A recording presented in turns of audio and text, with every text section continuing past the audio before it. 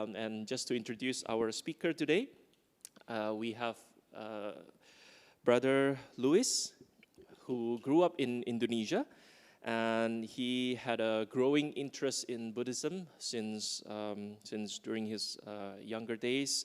During his teens, he joined the Buddhist Student Society in his university and the youth group in Wimala Dharma Buddhist Center in Bandung. So he's from Indonesia. And he moved to Singapore. He joined Buddhist fellowship, and he developed this strong interest in meditation and learning the suttas. He was also one of the founder and the originator of the Buddhist fellowship Indonesian Buddhist community. So he's our, for the Indonesian in BF, he's like our godfather. And he is currently our main facilitator of the monthly Indonesian Dhamma discussion group. So Brother Luis, thank you very much for coming to BF and giving us this talk. Brother Luis will give us a short guided meditation as well. So without further ado, let us all invite Brother Luis and let us put our palms together.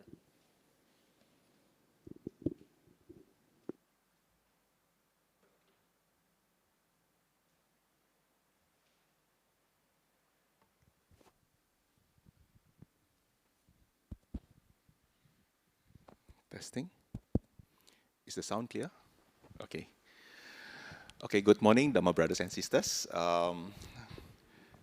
Thank you for coming for today's session. So it will be good if we can start with a short meditation, right? For this particular meditation today, I think I would like to invite you to focus a little bit on loving kindness. And also, like when we think about loving kindness, we will radiate towards ourselves first before we radiate towards others. All right. So I think since we are going to spread our love towards ourselves, can I invite all of you to just sit comfortably? The position doesn't matter. If you feel you sit more comfortable on the chair, feel free to do so. But one thing to help you feel more relaxed, just make sure that your back is straight. Straight doesn't mean stiff. It's just straight, and you feel relaxed enough. So that will really help your blood circulation, your energy circulation all over your body. Just close your eyes and start by enjoying the peace of this room.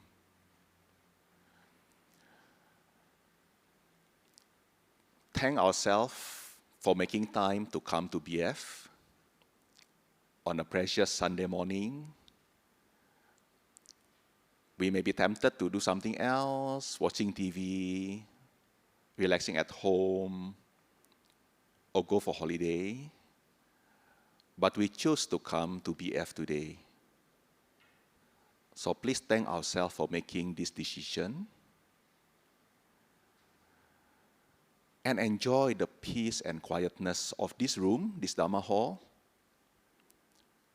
Something that may be quite different when we are at home or somewhere else.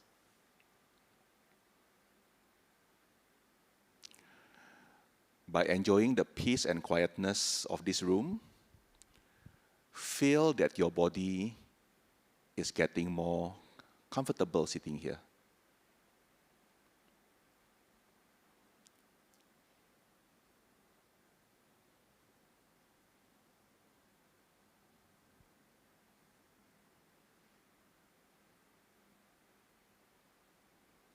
This is also a good time to check whether are there any part of our body that we feel a bit more uncomfortable, their discomfort, or their tension.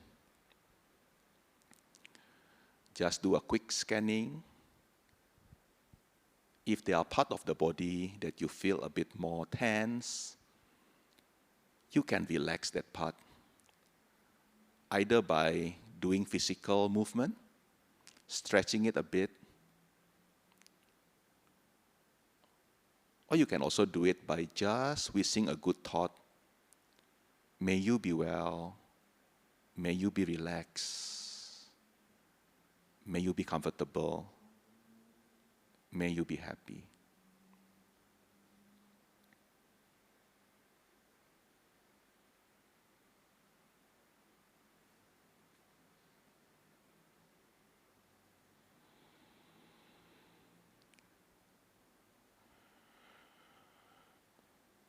do a quick scanning from the top of your head all the way down to your toes.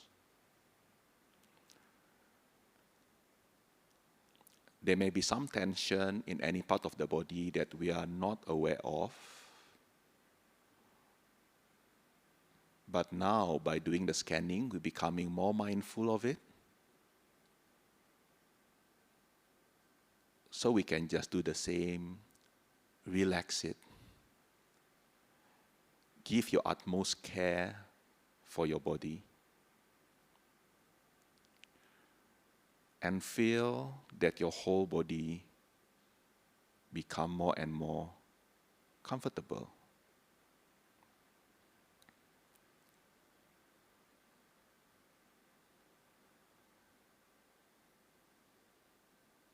Treat this time as your me time. No need to worry whether you are doing the right thing. Just set aside all your conception of meditation and just immerse in the present moment,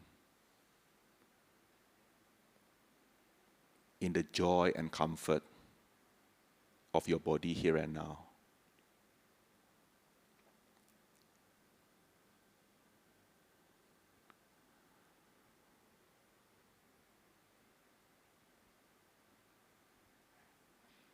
As your body getting more and more comfortable, start observing that your mind is getting a bit more comfortable as well. We may feel a bit more ease sitting in this room. We feel a bit more peaceful. If there are thoughts that you have about the past or future, don't worry. No need to fight them. What you can do is just acknowledge this thought arises. Then you can gently tell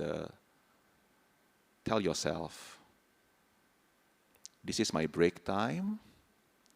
I will get back to you later.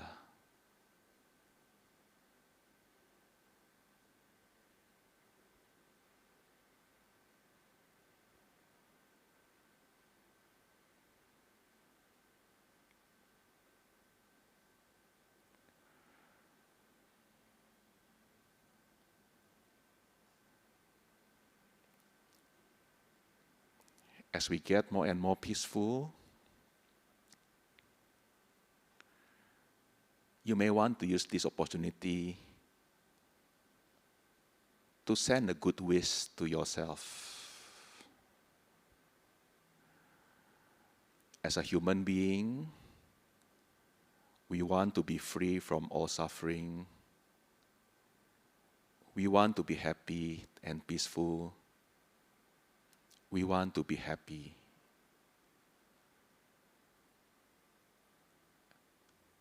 And today's experience gives us an assurance that this is something that is possible. So let's wish ourselves, may I be well, may I be happy, may I be free from body and mental suffering.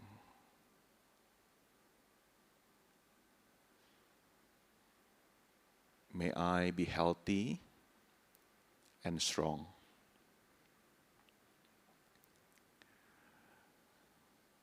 Say it 3 times.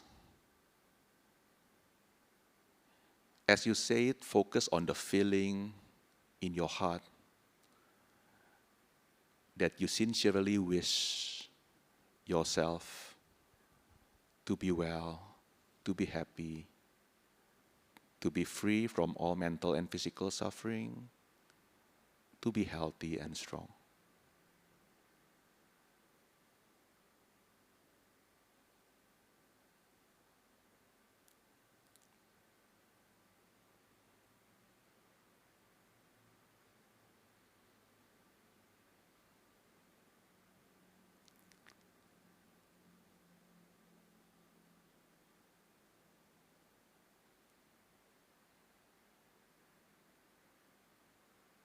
After sending a good wish to yourself, now think about people whom you have close relationship with. Your family members, your best friends, your relatives.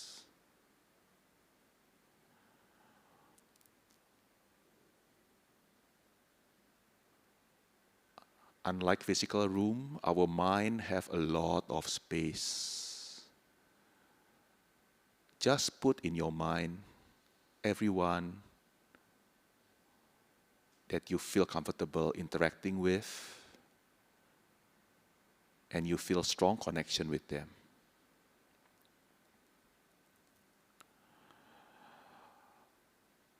Like me, they are also human beings who want to be free from suffering,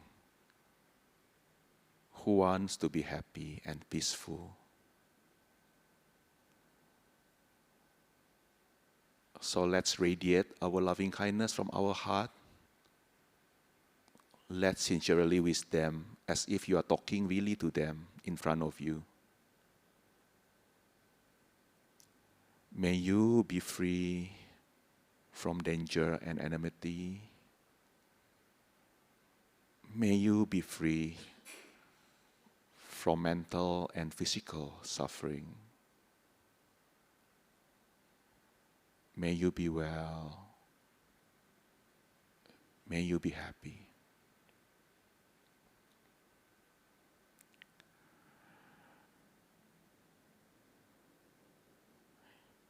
As you wish them happiness, picture that they are all smiling, receiving the warm wishes from yourself.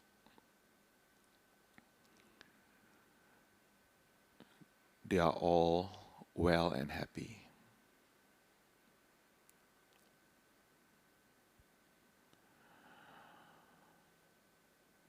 Let's now enlarge the circle bigger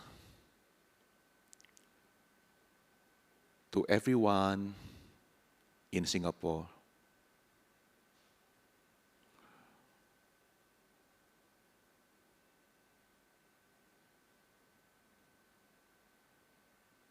Exactly like me and people that are close to me, everyone in Singapore also want to be free from suffering. They also want ultimate happiness. Let's sincerely wish them, may you be free from danger and enmity. May you all be free from mental and physical suffering.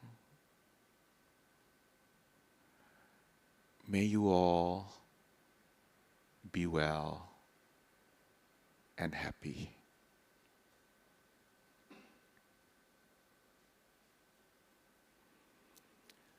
As we wish them well and happy, imagine they are all smiling. Imagine Singapore become the happiest country in the world.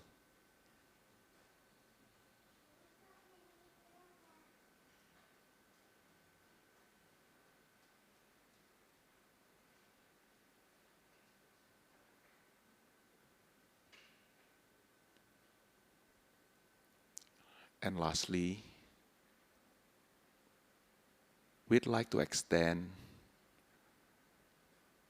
our well wishes to everyone in the world.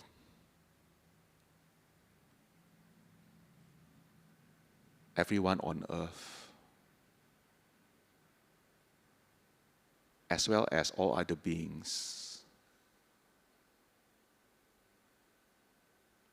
be it beings that we can see, like animals, or beings that we can't see,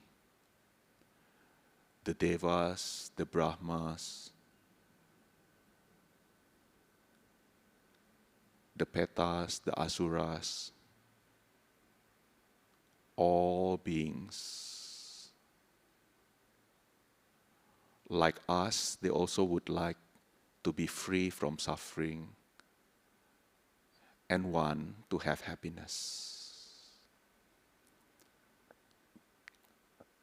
Let's wisdom. May you be well. May you be happy. May you be free from danger and enmities. May you be free from mental and physical suffering. And imagine all of them are smiling, receiving our well wishes.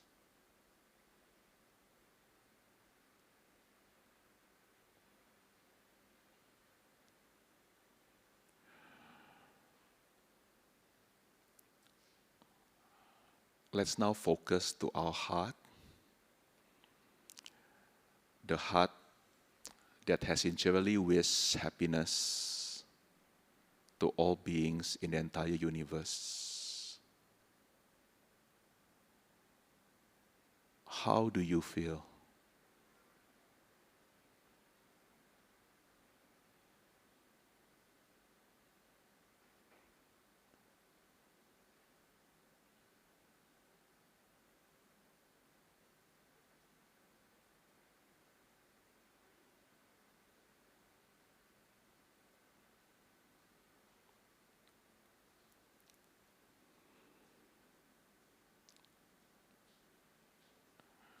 Now slowly turn our attention to our breathing, to our breath. We may not have observed our breath deliberately just now, but our breath has been serving us with a lot of good oxygens, fresh air, and make us alive.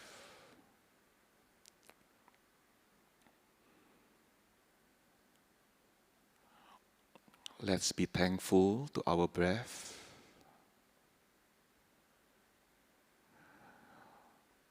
I would like to invite you to take a deep breath 3 times at your own pace. At the end of the last one, you may slowly open your eyes.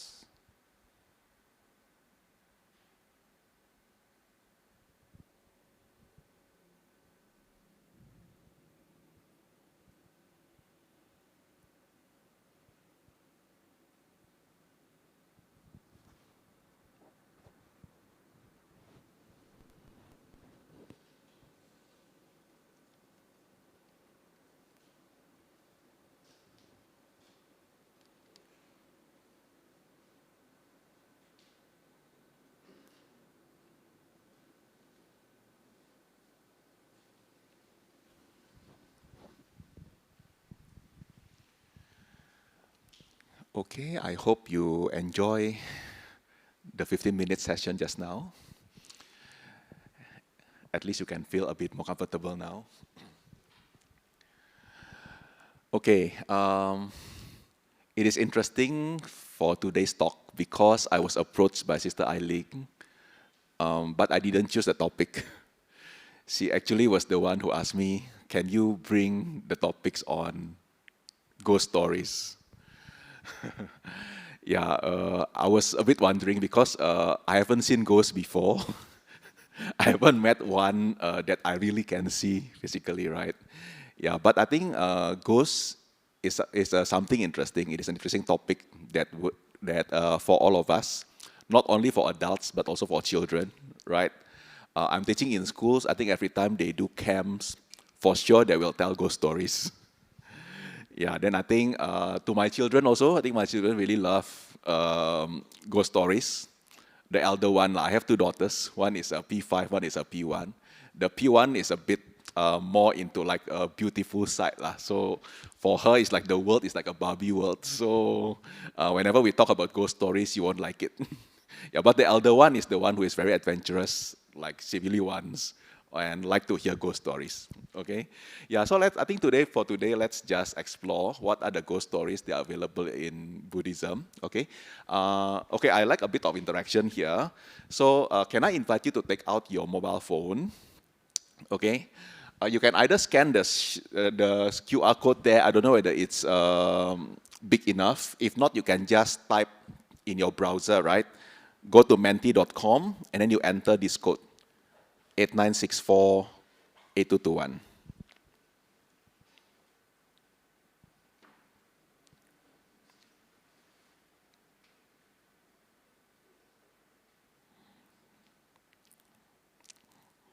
Yeah, I see the numbers increasing, meaning like a number of people can join already. Yeah? So that means the link works.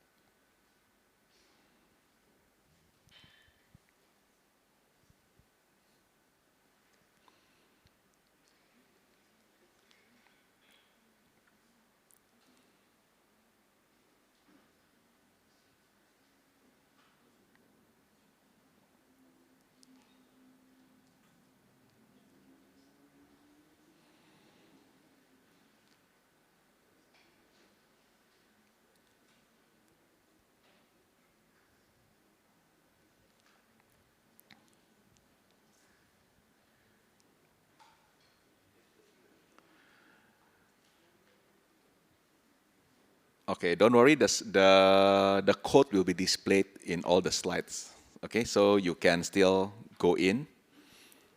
I will start with the check-in questions, right? Okay, how are you feeling today? So can you enter one word for that?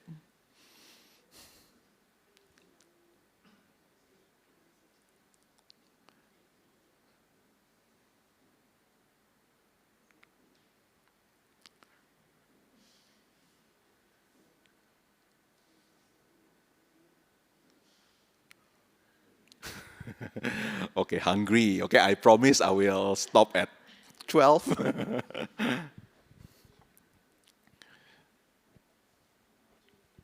So you won't become hungry ghosts. Okay, thank you that most of you actually feel good, feel great, peaceful, right? Yeah, a bit tired. I think it is quite normal, okay? We all feel tired because of the long week of work, although we have National Day in between, all right?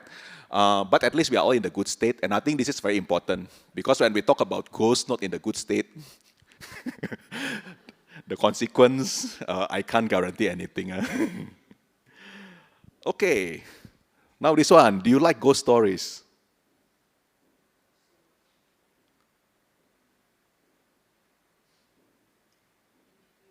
In between.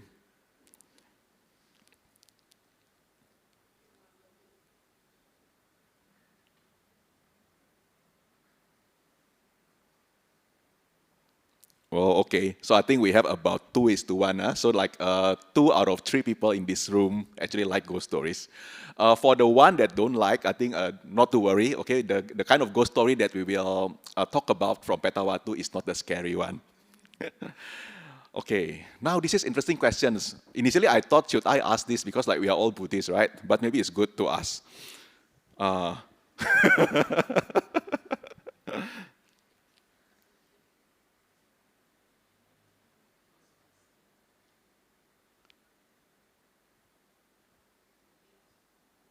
Okay, majority think that yes, certainly. Okay, they exist.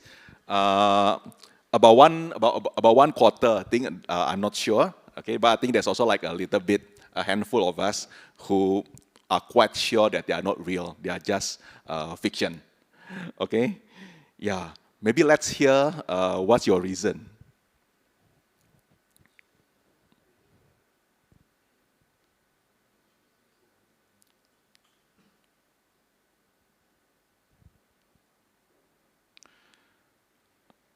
never see before. So it's either not real or I'm not sure, right? We trust the Buddha, okay? Or have seen them before. Wow, interesting. Never seen one, experienced before, unexplained phenomena. Okay, haven't seen one myself. Thing move itself. Wow. Have experienced feeling them around. Because the Buddha explained about them. Heard a lot about ghosts, never experienced before. Seen one with a human before. They are also being, okay, many second-hand stories from friends and relatives experienced before. Heard a lot of story from validated person, okay, Buddhist teaching, the Buddha said so. Heard stories, ghosts exist. Haven't experienced, but I wish to question their existence, okay. Heard stories from monks, different forms from human to ghost, yeah, Buddha said so. Okay, haven't seen the ghost, but the holy text said they are such being. Okay, so I think it's interesting. I think those who experienced before, maybe you should take over my mic. And share your experience, right? Yeah, I think for us who haven't seen before, maybe we are in the middle, whether we are not sure, right? But one thing we are not sure, but the text actually says so. And I think there are also people who shared that they have heard from someone who have seen it, and then like quite validated. I've heard one ghost story from Ajahn Brahm, right? I think when he conducted a retreat at Indonesia, I think there's a resort where they use the retreat. And one of the retreatants actually shared with me that in one of the rooms, they actually experienced some disturbance. They keep hearing noise, they keep hearing voice, right? And then like it is really disturbing. So in the end, like they share the story to Ajahn Brahm, right? They said that I think there's something in the room. So Ajahn Brahm actually went to the room, and then like actually he inspected. Then after he saw in the room for a while, then after that he told them, "Oh, it's actually nothing. Don't worry." Then the retreatant was very confused, right? What do you mean by nothing? It's nothing serious, Ajahn Brahm said. It's just a naughty ghost. Yeah, but Ajahn Brahm said that it's okay. He just like to make noise, but I already told the ghost, not to make noise, don't to disturb. So after that, the room become peaceful. Yeah. Yeah, so I think we can't see doesn't mean they don't exist, right? But I think the interesting thing is, yeah, the slide is there, right? Okay, so let me go to my slides here. Yeah, actually, beings, ghosts are something that people don't see, always question the existence, but the text actually say that, and I think like from validated person, we can hear the story they actually exist, right? Okay, so actually not only us, right? If you look at the country that are more rational, for example, American, okay? American, I think the culture is not like us. You will see that about 4 in 10 Americans actually believe in this kind of ghost supernatural beings, right? So about 40% actually believe. But if we go to Asians, like this one is actually Singaporeans, I think the percentage is a lot higher, right? It's about almost double. About 70%, like 68% of people actually believe in ghosts, right? And I think partly because of the Eastern culture as well, that I think we embrace the cultural context of ghosts a bit more openly, right? And I think for us also, we have so-called like more balance in terms of rational as well as the emotional, right? But I think in the Western countries where they more rely on science, I think believe in science more and so on, to them, this phenomena is not something that is very serious. But doesn't mean that they don't exist. It's about whether people believe it or not. And I think, I don't know, from the 40% of people who believe it, maybe they have seen before, or they also similar like us. Okay, they have heard from validated sources before, right? Yeah. But interestingly, right, the cultural belief about ghosts from people who believe it, right, they may not have really the correct understanding about what a ghost like.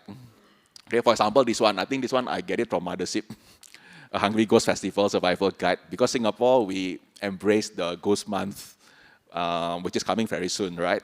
Yeah, so I think there are certain beliefs embedded in our society about what ghosts do and what the ghosts don't do during that period of time, right?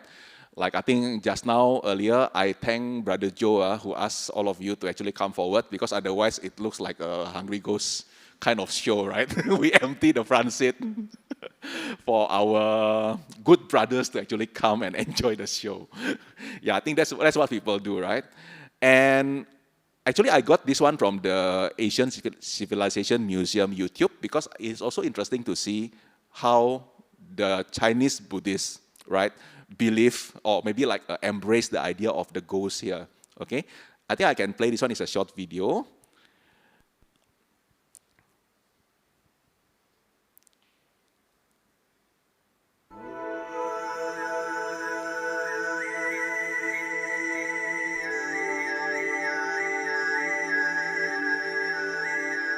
According to Chinese customs, the 7th lunar month is known as the Hungry Ghost Month.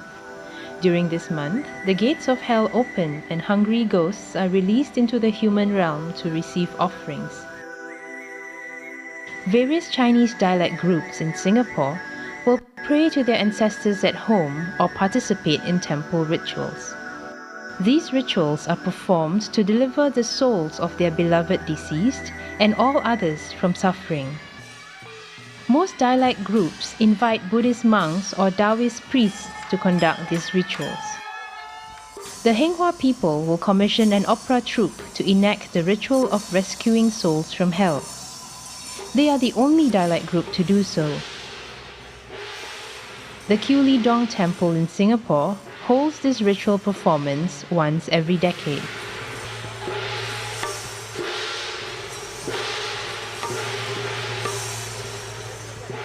These rituals enacted in an operatic form belong to a unique genre known as ritual play. Mulian Rescues His Mother is one of the most popularly enacted play. The story of Mulian derives from Buddhist sutras. It recounts how Mulian, a Buddhist monk, rescues his mother from hell. Apart from saving her, Mulian is entrusted with a larger and loftier responsibility. He is tasked to alleviate the suffering of those who are trapped in hell and to help them attain salvation. The ritual play in 𝐂𝐒𝐈𝐑𝐓 Temple lasts for 3 days.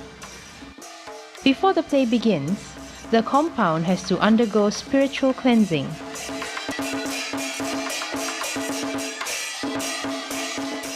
Props and performers, who are strictly male, have to be blessed. In this play, Mulian's mother, Madame Liu, breaks the strict vegetarian tradition of her late husband's family. She orders the destruction of bridges and temples and instructs her maid to offer dog meat buns to monks. When confronted by her son, Madame Liu denied her sins and swore her innocence. This angered the gods and hell guardians were sent to capture her.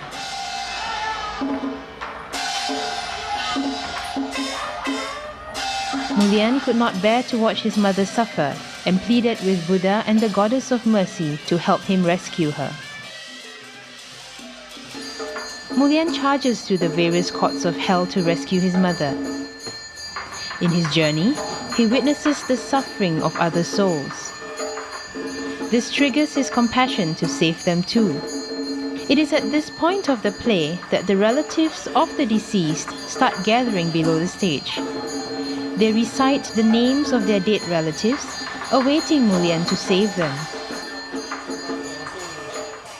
Mulian now acts as a priest, writing talismans with his staff and chanting mantras. Actors who represent souls trapped in hell break through the gate signifying their release. The performance, however, does not end here. It is only completed when the Goddess of Mercy cleanses the stage and rids it of evil. All ritual paraphernalia, especially the list of names of deceased who were blessed, are set to flames.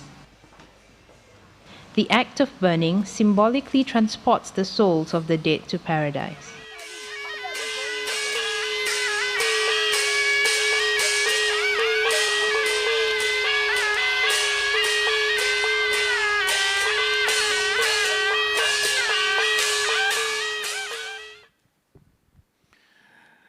Okay, it's interesting that this is something that are practiced in our culture, right? But you notice that from the story that was narrated before, there were a shift in the concepts. For example, just now, the idea of hungry ghost is like the hell gate is open, and then like the hell beings actually come to the world, right? But actually, when we learn in our Buddhist cosmology, right, actually hell and hungry ghosts are two different realms. Okay, there are 31 realms of existence, like you can see on the slides here. But if you want to simplify it, you can think about it in terms of 6 realms. Okay, I think the Mahayanis usually use the 6 realms more often, right? So the top is actually the gods realms. Gods are the heavenly beings. So heavenly beings, actually there are a lot of range. Okay, there are a lot of levels of heavens, right? Starting from those who have the bodies, and then like go to the Brahma. Okay, Brahma is those gods that are in the meditative state, right? So they are not having a physical body, okay? Then there's a human realm, okay, besides the gods, which is a lower than God's realm are human realms. Then below there are animals. Animal realm is a coincidence realm with us. We can see them, right, physically. But when we go to the hell realm, we can't see them, okay? In the hell realm in Buddhism, actually hell is the place of ultimate suffering, like in a way, because like when people go there, there's no way for them to get out unless they burn all their karma. Okay, the karma that lead them to be born in the hell. Okay, so after they finish all the karma, then actually they can be reborn. All right, so that's the hell realm. But hungry ghost is different. Hungry ghost is like the realm that is still with us. So they're actually on earth, on the same plane as us, but they're having different frequency, right? That's why some people can see, some people don't see. It's like, if you know, like for example, dogs or bats, right? They have like different range of frequency that they can pick up through the years, right? So actually, dogs are more sensitive in picking up the frequency of the ghost. That's why people can share the story like when you see the ghost barking on certain direction, right? There may be something that we don't see over there because they can actually be more sensitive and pick up. But human beings, if we do meditation, we practice, we can also enlarge our range of frequencies. So we can actually channel to this frequency and then we are able to see. That's why you can see some of you who have heard from validated sources, these people actually can see because of the range of frequency they can pick up is better. Right? Maybe in the same way, like for example, in the past, when we still have like very old radio station, okay? So very good radio that we have, we can pick up more channels, right? But if we are using a very traditional one and then like the not so strong, we can only pick up the frequency of certain channel. So it's like that, okay? Then we have asuras. Asuras are the titans, okay? Yeah. So these are 6 of the realms of existence. So actually hungry ghosts and hell are different, okay? Because if you trace back, just now the video mentioned that the story of Mulian is actually referring to Moggallana, Mahamoggallana, or in Mahayana, in Sanskrit, the name is written as Maudgalyayana, okay? It's harder to pronounce, okay? So actually in the Ulambana Sutra itself, the origin of that tradition, it's mentioned that this is a story about Mahamoggallana actually find his mother who has been reborn as a Peta, so not as a hell being, okay? Technically, if you are born in the hell, there's no way to save the person until the karmic force is being burned, right? But hungry ghost, there's a way to save it. And in Ulambana Sutra, if you can search online as well, you can see that in the end, Mahamoggallana, with the assistance of the Buddha and the Sangha, are able to save his mother. Okay? Yeah. Okay, but my focus for today, last time before I read Petavatthu, I was actually interested to see whether this story came from Petavatthu or not. Okay, because Petavatthu is actually part of the early Buddhist suttas, right? If you know the Buddhist suttas, there are 4 main Nikayas here. Okay, I think all of you can have seen these books before. These are all the discourse of the Buddha. But there are also what we call the miscellaneous collection, or Khuddaka Nikaya, which is on the right. Okay, on the right here. So The four Nikaya just now is actually on the left, the Digha Nikaya, Majjhima, Samyutta, and Anguttara. But Khuddaka Nikaya actually consists a lot of others collections lah. And I think some of the collections are stories, like Jataka stories. This is the story of the rebirth of the Buddha, right? Before he became the Buddha, sorry. Rebirth of the Bodhisattva before he became the Buddha, right? Then there are also Petavatthu and Vimanawattu. So, I like to tell the story to my children before they sleep, right? So I always use these three collections, Jataka, Vimanawattu, and Petavatthu, okay? Because Jataka, story about the past life of the Buddhas, but for Vimanawattu and Petavatthu is about conversations between the monks or the Buddha with either heavenly beings or with ghosts, okay? Vimanawattu will talk about conversation between the Buddha or the monks with the heavenly beings, with the devas, but Petavatthu is with the ghosts. There are 51 stories of ghosts inside. So, what's inside the story? The story is actually not as scary as we thought, because the story is really about Dhamma teaching as well. Okay? So for today, I want to show you like 3 stories from Petavatthu. Okay? Then later on, I will give you a reference if you want to read all the stories from Petavatthu, where to get it. Alright? Then we can actually read the stories together, and we can enjoy the Dhamma teaching from this Petavatthu story. Okay? The first one is this. This is from the second story of Petavatthu, which is about pig-mouthed ghosts, right? Okay, so the story is this. Okay, when the Buddha was staying at a place, okay, at Kalanda Niwapa in Veluwana Monastery in Rajagaha, so he told the story about the pig-headed ghost. Okay, so once upon a time, in the times of the earlier Buddha, so before our current Buddha, there was a previous Buddha, which is Buddha Kassapa, right? So Buddha Kassapa was born, or the time is actually still within this era, this universe, okay, this universe life cycle. But it may be like quite a distance away, a long time ago, right? In fact, the Buddha Gautama currently, during the Buddha Kassapa time, he was actually born as a monk. So he actually learned under Buddha Kassapa, all right? So this is a story that during the Buddha Kassapa, there was a monk, right? Subdued his body from sins, meaning like the monk actually preserved like good moral conducts, but due to lacking restraint in speech, he abused other monks, all right? Oh yeah, by the way, the English here is not very good because I don't see like a very good translation of Petavatthu yet, okay? But I think we can fix this English, right? Now, after he died, after the monk died, so he was reborn in hell. Okay, as I said, once you are reborn in hell, you cannot go anywhere, right? So he was roasted there for 1 Buddha interval. Okay, meaning from the time of Buddha Kassapa until the time of the Buddha Sakyamuni. Okay, so for that long years, he actually suffered in hell. Okay, then after that, after the karmic condition for him to be reborn in the hell has finished, then he was actually reborn in the current Buddha period. Okay, so he was born at the foot of the vulture pig, and as the result of that very offense. So because of the offense, the karmic condition hasn't finished actually. So what is gone is just karmic condition for him to be born in the hell. Okay, but actually there are still consequences of the previous action, that he is now reborn as a hungry ghost. He was reborn as a hungry ghost with hunger and thirst. Interestingly, his body was gold color, meaning like very pleasant looking, radiance, like a deva, okay, like a god. But his mouth was like that of a pig. So imagine you see a deva, but the face is like a demon, like it's like a ghost, okay, like the pig-mouthed deva. Now, at that time, the venerable elder monk Narada was staying at the vulture pig. So with the bowl and rope, he set out very early in the morning for alms. This is the routine for the monks, right? They will go out in the morning to collect alms. On his way to Rajagaha, he saw that Peta, okay? He saw the pig-mouthed ghost on the road. So, of course, monk won't run away. He saw the ghost. He actually asked the ghost, right? When he asked the ghost, he wanted to find out what the deed he had done, right, until he is reborn, becoming a ghost, right?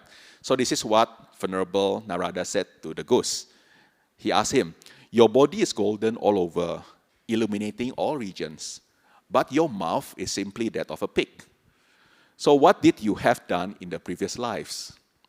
Okay, apparently when you read Petavatthu, you will see that the ghost actually can recall what is the action that he did, right, in order that leading him to be reborn as a ghost.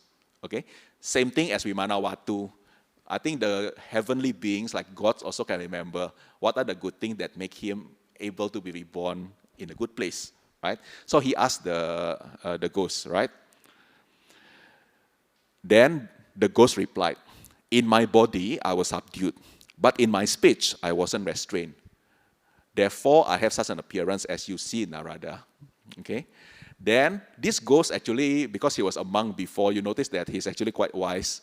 So he actually gave advice to Venerable Narada. He said, "So Narada, I myself tell you this, which you see for yourself. Do not commit evil with your mouth, else indeed you become one with pig mouth." Okay. There's no story what happened afterwards, okay, but in this sutta, it was just mentioned that when Venerable Narada, having made his round for alms in Rajagaha, so returned from collecting alms, and he actually shared this incident to the Buddha, okay. Then the Buddha actually told him that he had also seen that Peta earlier and used this story for teaching the Dhamma. Okay, yeah, so this is the first story from the Petavatthu, okay. I want to discuss it together with the second story. Okay, second story here is a little bit more drama, right? About a ghost who actually eat 5 children. Okay? Yeah, so now frame our mindset. We no longer talk about the first pig-mouthed ghost, but now we talk about the second ghost. All right? This is a story. So while the Buddha was staying at Savatthi, he told this story. In the village not far from Savatthi, a certain landowner's wife was barren. So meaning there's a landowner, and then like his wife, he cannot conceive a child, basically, right? So his relative then actually advised them, you know lah, all family are like that, especially in the past. When the wife cannot bear children, then after that they will actually ask the husband, just marry another wife so you can continue your descendants, right? So then after that, he was unwilling out of affection for his wife. Okay, then when his wife heard this, she urged her husband to marry again. So her husband already like so nice, right? No, I don't want to marry another woman. But his wife actually urged him, please marry again and then don't cut off his lineage. Okay, so at first like the wife was compassionate, right? But the story changed when the husband married with another girl, another wife. Then after that, the wife actually bare children. Okay? Then he became envy, right? He overcame with envy. Then after that, he became jealous. Then what he did was, he asked a person to actually poison the wife, right? The second wife. Okay? So that the second wife will have abortions, abort the baby. So that happened. After that, the second wife told her mother, who summoned her relatives, and they spoke thus to the first wife, right? So they actually told the first wife, you have caused death to the unborn child. But the first wife denied. She said, no, I'm not guilty. Okay? So because of that, the relative said, same, right? When someone said not guilty, then we ask them, do you dare to actually make a vow, right? That you didn't do it. Then the first wife actually did it, right? She said that, okay, I'll make a vow.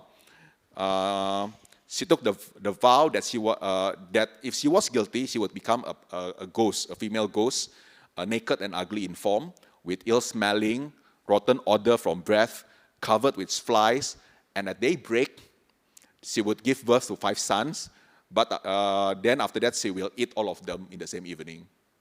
Okay? Wow, very strong vow, right? Yeah, very strong vow, just to show that I'm not guilty. Okay, but be careful of making such vow, because like, although it looks convincing, but actually what happened for her was, not long afterwards, she died. And after that, she was reborn, not far from that same town, as an ill-favored petty, so as a ghost. Exactly the same as like what she described in her vow, okay? Now, at that time, there are 8 elder monks who were spending the rainy season. Rainy season is the Wasa period for the monks, right? Where they settle down in one place for 3 months doing their rain retreat, okay? Then after that, they were spending the rainy season in the province and were going to Savatthi to see the Buddha, okay? So came to the place in the forest, supplied with shade and water, not far from the same village. Then the Petty, the ghost, appeared to the elders. So again, the ghost appeared to the monks. Then the monks actually asked her, "You are naked and ugly in form. An ill-smelling and rotten odor you breathe out. You are all covered with flies. Now, who are you that are standing here?" So the monk asked the ghost. Then the ghost replied, "I, Bhante, am a Petty." Okay, Venerable Sir is Bhante, right? So a wretched denizen of Yama's world.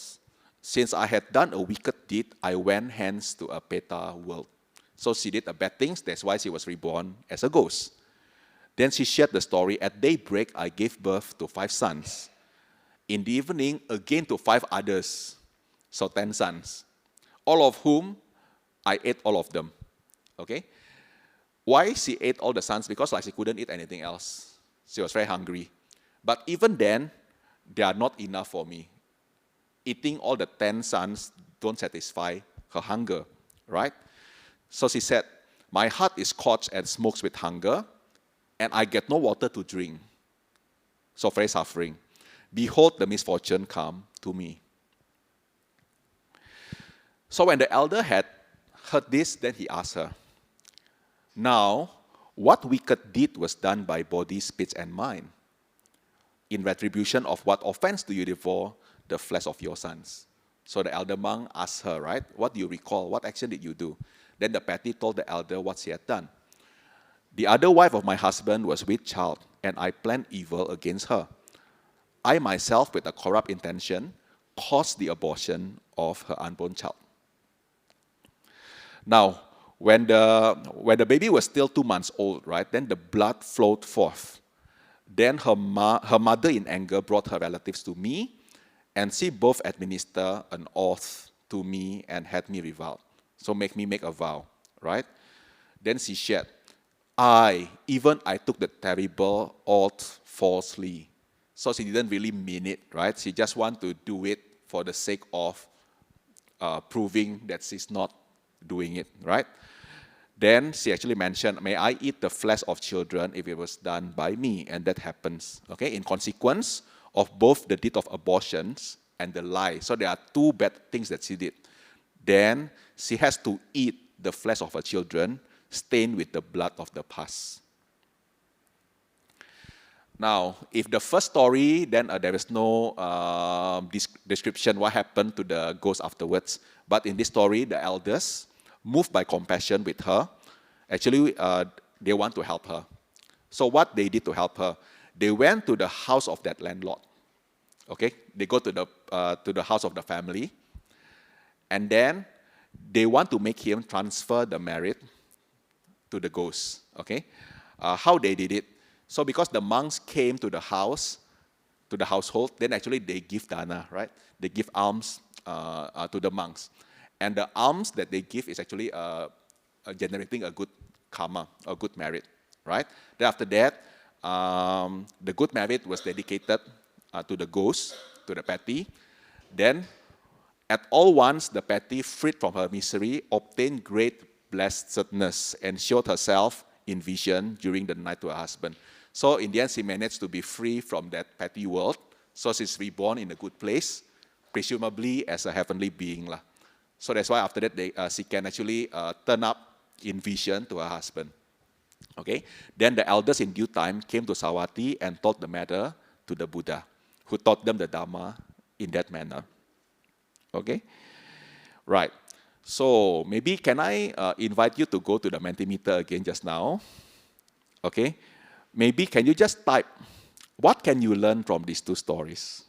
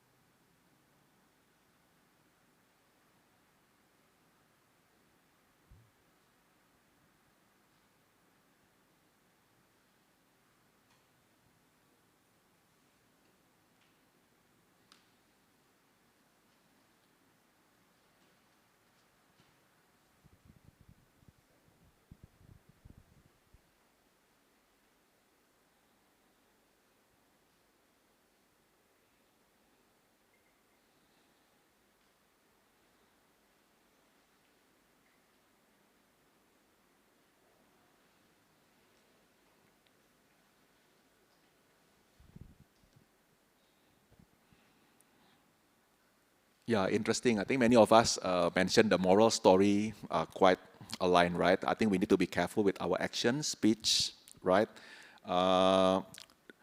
Be careful with what we say. Sometimes we may not mean it, but actually it will create consequences if we are not careful, right? And I think this is really a clear case about karma, right? That we harvest what we sow, right? Do not have harsh speech, do not do evil, and do not lie, okay? Else we suffer as hungry ghosts. Yeah, need to investigate before believing. Yeah, so I think to me, right, when I read Petavatthu, I also think like it's the same as when I read Jataka, you know, because sometimes we also not sure whether Jataka stories are really the real stories or not. Okay, so I think similarly, I will actually treat the stories of Petavatthu as stories as well. Okay, and so when I share with my children the stories, the focus will be on the moral story behind it. And I think through stories, you can see it is quite easy to elicit what's the learning point from here, right? Mindful, don't be hungry ghosts. Yeah, we try our best. So that's why it's important to really keep our precepts. Never tell us and have ill will, need to wish everyone well. There are consequences of our actions. If you become hungry ghost, find a monk for help. Yeah, find a monk because monk can see you. But actually, in another story in Petavatthu, there's a message that when someone is reborn as hungry ghost, they tend to find their relatives with the hope, because with relatives they have like closer connections, and they're actually hopeful that their relatives can see them and transfer merit, right? Yeah, so actually when you see ghosts, right, most of the time they would like to seek for help. Yeah, and I think you notice that there's a way for them to help, or for us to actually help the hungry ghosts. Okay? Yeah, which is what the elders in the second story actually did that. Okay, so they actually make someone do a good deeds and then like get that good deeds to be shared with the ghosts. Okay? All right. Thank you for your sharing. Okay? I think I will come to the last story here from the Petavatthu. I like this story because remember when I shared with you that I tried to find the story of Mahamoggallana helping his mother and so on, right? Actually, when I searched the Petavatthu, we couldn't find that story. Okay? But interestingly, there is one parallel story to the story of Moggallana save his mother, but the story actually from Sariputa, the mom of Sariputa. Okay? Let's hear this story, right? So while the teacher was dwelling at Veluvana, he told this story.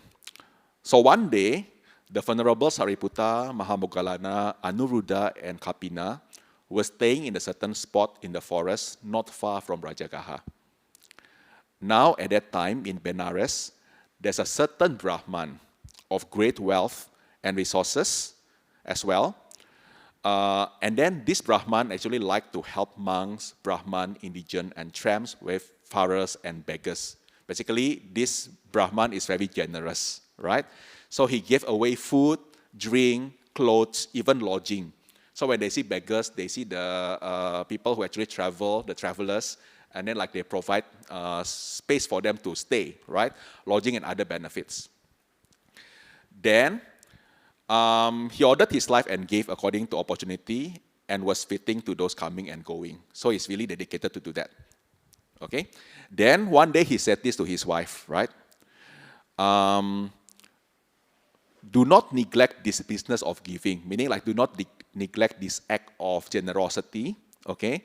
But carefully look after it as has been appointed. Okay?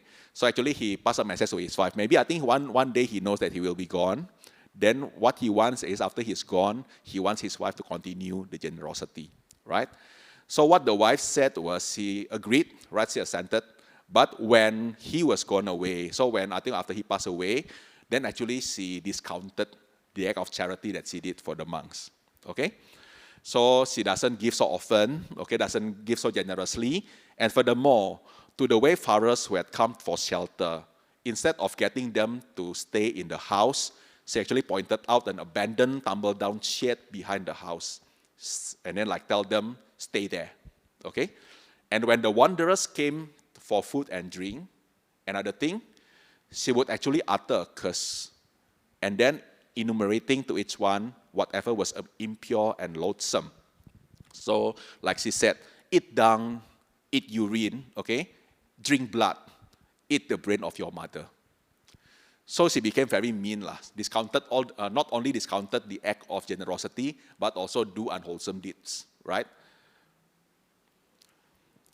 Now, after she died, so taken up at her death by the power of karma, she was reborn as a petty, as a hungry ghost, who endured misery in conformity with her misbehavior. Okay? Now, remembering their kinship in her former existence, so she knew, actually she has close connected with Sariputa, Venerable Sariputa. So she came to approach Sariputa. You know, Sariputa is a very, she's an enlightened monk, right? And like a very high level. So, of course, he's also protected by all the devas and heavenly beings. Okay? Doesn't mean that he employed them to protect him like bodyguards, no. Okay? Just that this is the nature of the devas. So when they see that someone practicing well, someone is actually pursuing spiritual practice, and then like doing goods and so on, virtuous, so they tend to protect the person. So for Sariputa, definitely there are a lot of devas actually protect him. Then she came to the abode. So the devas all actually refused admittance. Okay, why do you want to see Sariputa? Okay, then this ghost actually shared with the devas. In the 5th previous life, I was a mother of Sariputa. So allow me to enter the door to see him. Upon knowing this knowledge, right, then they granted her admittance. Okay, so they allow her to go in. When she was inside, she stood at far end of the hut and saw him, right? So she didn't dare to approach her. So just stand at one corner. So when Sariputa noticed her, then he was moved in his mind by compassion. So he asked her, naked and hideous appearance, are you emaciated and with prominent veins? So like very pathetic, very thin, then all the veins are visible. So you thin one, with your ribs standing out. Who are you now? You, basically who are you now? Okay, so the petty actually replied, so I was your own mother formerly in other lives. I have been reborn in the Peta world, afflicted with hunger and thirst.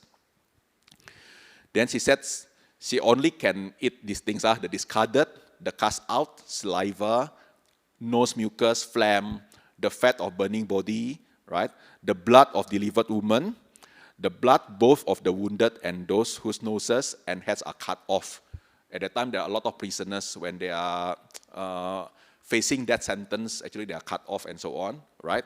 So in short, whatever disgusting is connected with men and women, I have that with hunger eat. She can only eat those things. She cannot eat other things, right? The pus and blood I eat of animals and of men, I'm without refuge and without a home, lying upon the black bed. Then she actually asked Sariputa, give dear son a gift for me. Please help me, right? When you have given it, assign to me the credit. Thus indeed I may be freed from eating pus and blood. So she appealed to Sariputa to actually make a good deeds. And then like make a good deeds, and then like dedicate the merits to her, right? So with the hope that from that merit dedication, she will be freed from this Peta world. But Sariputa don't have anything to give, right? She cannot perform like give alms food and so on. So what does Sariputa do? The following day, Sariputa with the other 3 seeking alms in Vajagaha and arrived at the residence of King Bimbisara. So they purposely go to the palace, okay, to King Bimbisara. Then the king asks, references, why have you come here?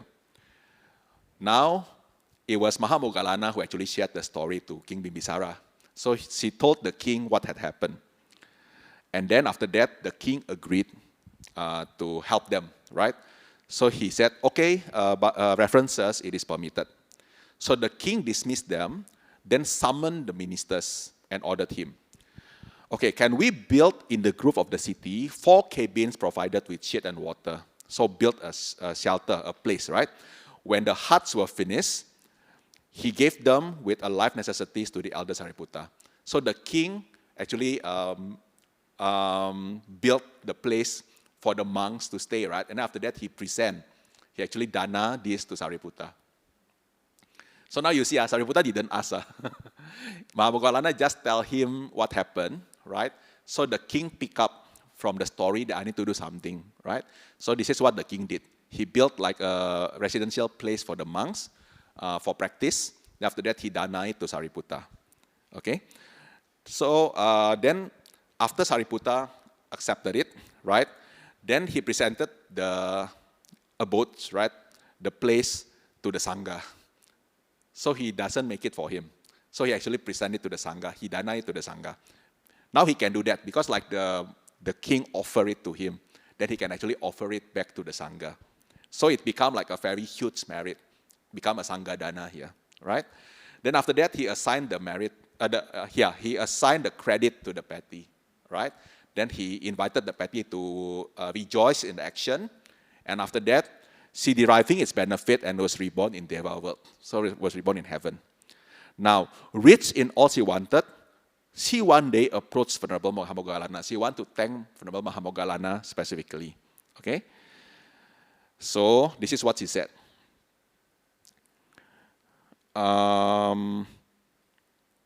After he heard his mother's speech, the compassionate Upatissa. Upatissa is the layman names of Sariputa, okay, before he became a monk.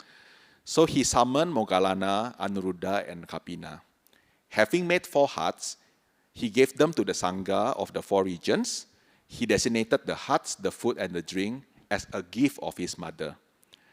Immediately afterwards, when the credit for this was transferred to her, the result was produce of the gift. This was the fruit, food, drink, and clothes. Meaning, now the mother, after being freed from the petal world, he's able to eat fruits, he's able to eat proper food, drink, and clothes. So he has all this in front of her, right? This is what happened in the heaven, technically. Okay?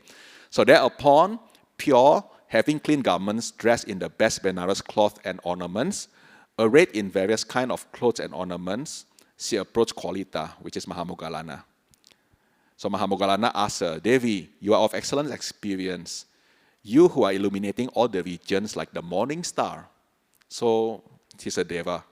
As a result of what do you have such an appearance? On account of what is happiness your portion here? And why fall to your lot whatever pleasures are dear to the heart? This I ask you, Devi, very powerful one.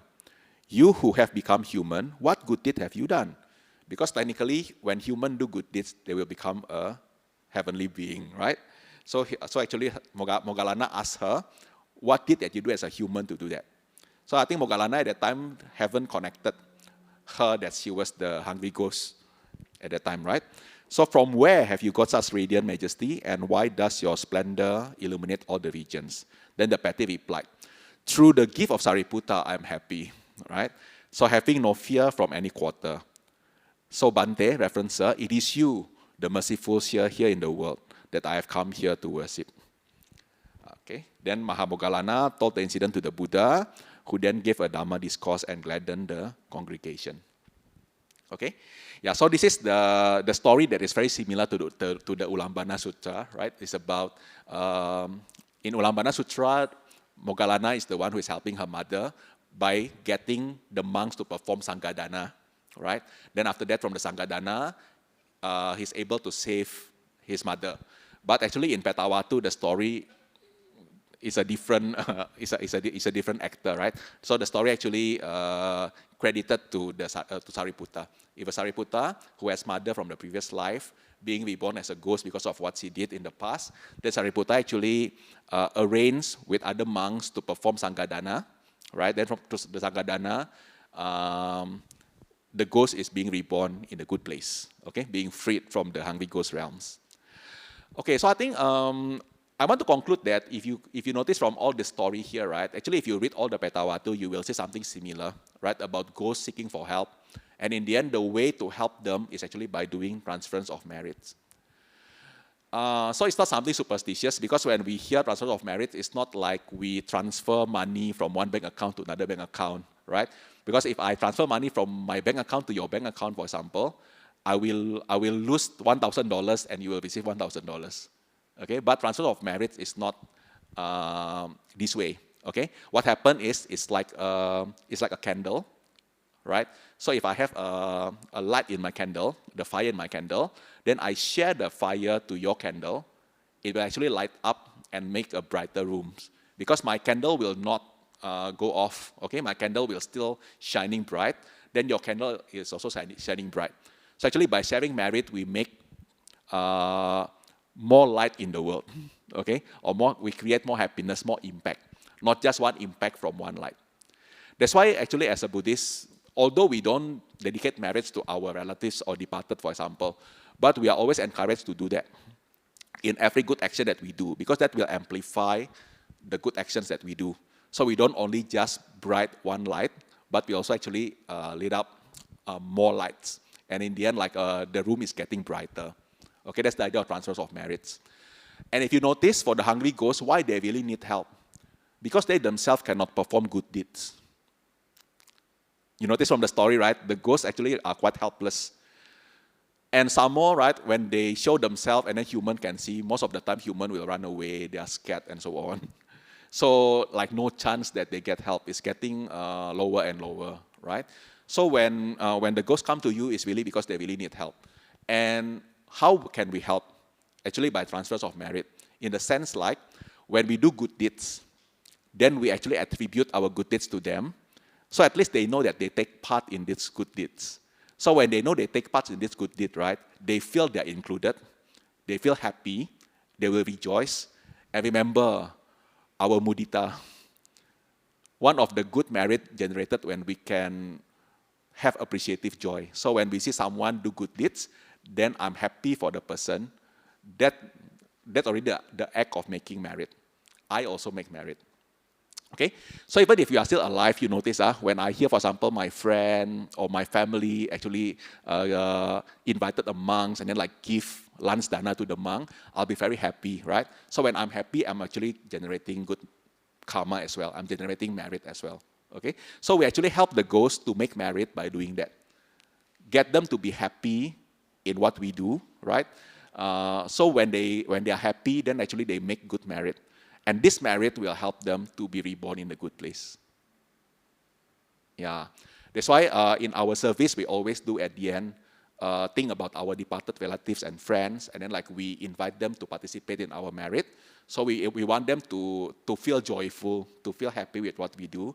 So when they hear it, so they will plant good merits, and then we hope that this becomes the good condition for them to be reborn in the good place. Okay? Yeah. I think that's all I want to share. And this is the link for the Petavatthu, right? The website that I showed you just now. Or you can actually search. Nowadays, I think quite easy to search, right? So you can just remember the tipitaka.fandom.com. So this is like a wiki page. People contribute to the text, the Tipitaka text over there. Not of a very good translation, but I think for this kind of stories, I think it's good enough.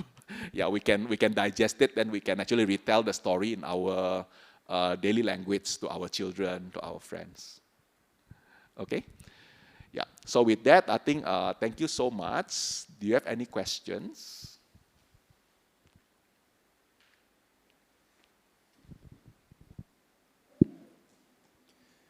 Any questions? If you want to deal with ghosts, now is your time to ask. Otherwise, if the instructions are not clear, maybe something is wrong. You don't want to send the wrong message. I put it here as well in case you want to ask question from the Mentimeter.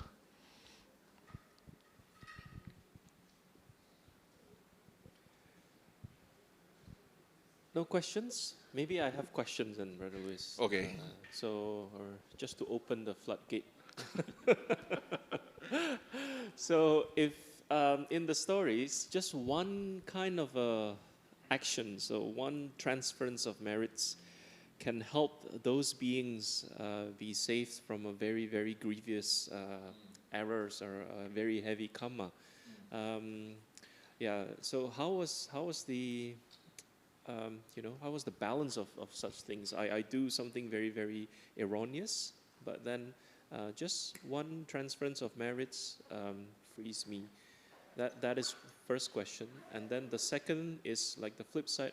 Then what if, let's say, every Sunday you go to BF and then transfer merits, then donate for building the home some more, transfer merits, and every Sunday, okay? Monthly gyro some more. So then what is the merits and yeah, how much more that beings will benefit? Okay, so now we go back to our Singaporean mindset of the business profit and loss. Okay, this is just my understanding, my interpretation, right? Definitely, there's no way we can measure the effect or the karmic consequences, how heavy it is until the person reborn there, and how heavy or impactful our merit that we generate, right? I think there's no way we can measure that unless we are really very developed and become like a Buddha already, right? So if not, I think it's difficult to measure that. And you notice in the story of Sariputa just now, right? He actually don't just dedicate anyhow good merit, but he makes sure that he did a very, very strong or very large merit, which is doing the Sangha Dana. Because Sangha Dana is actually, in terms of the impact, that is the most impactful. Because you will support on not just one person, not just one monk, but you support the whole community of monks, including the Buddha. Okay, so that's why Sangha Dana actually bigger than giving Dana to the Buddha, because Sangha Dana will also include the Buddha inside, because Buddha also the part of the community. Yeah, so that's really the biggest. That's why just now when we recollect our quality of the Sangha, right, we actually see that Sangha is really the immeasurable field of planting the merits there. Okay, yeah, so Sariputa actually did that for one big Sangha Dana. So through that great merits, then the petty is freed and then being reborn in the heaven. Okay, yeah. So this is just a success story. But actually in our day-to-day life, right, when we do good merits, we may not have that huge impact, not as impactful as what Sariputa did. Okay, but we can continue doing it, we can continue to do that, we can continue to do it repetitively and so on. So hopefully that one day they have accumulated enough good merits for them to be freed from the suffering. Okay, yeah.